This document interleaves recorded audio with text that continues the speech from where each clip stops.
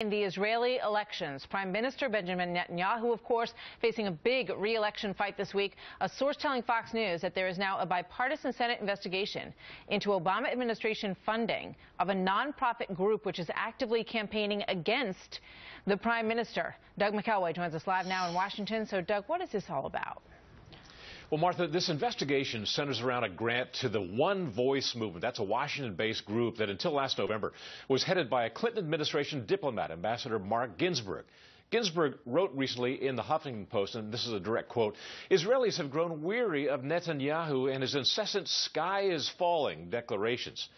Well, a source has told Fox News that the Senate Permanent Subcommittee on Investigations has begun a bipartisan investigation into OneVoice and its use of $350,000 in a State Department grant to openly campaign against Netanyahu, an activity that may have violated tax-exempt status.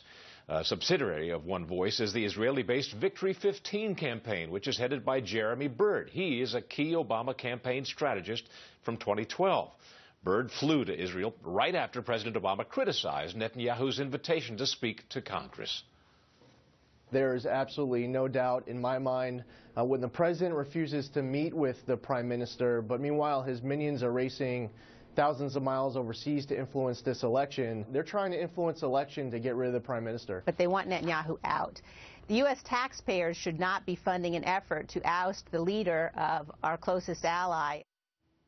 Polls have shown that a large majority of Israelis believe the administration, the Obama administration, has been interfering in the election, which is set for tomorrow, Tuesday. It's really Martha? a shocking allegation.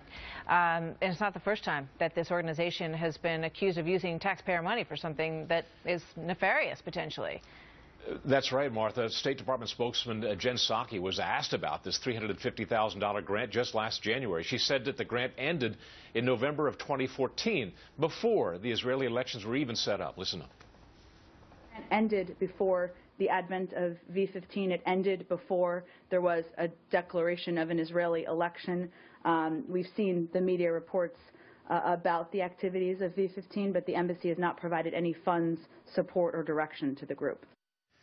But skeptics say that the grant's focus on defeating Netanyahu has made the Obama administration appear very hypocritical because, as we all know, it has repeatedly criticized Republicans for trying to influence the Israeli elections. Yeah. Martha? Very true. Very interesting. Doug, thank you very much. So a new poll and a new top dog. Why Marco Rubio is rising with voters. We'll explain what he's pushing these days. Also, we'll have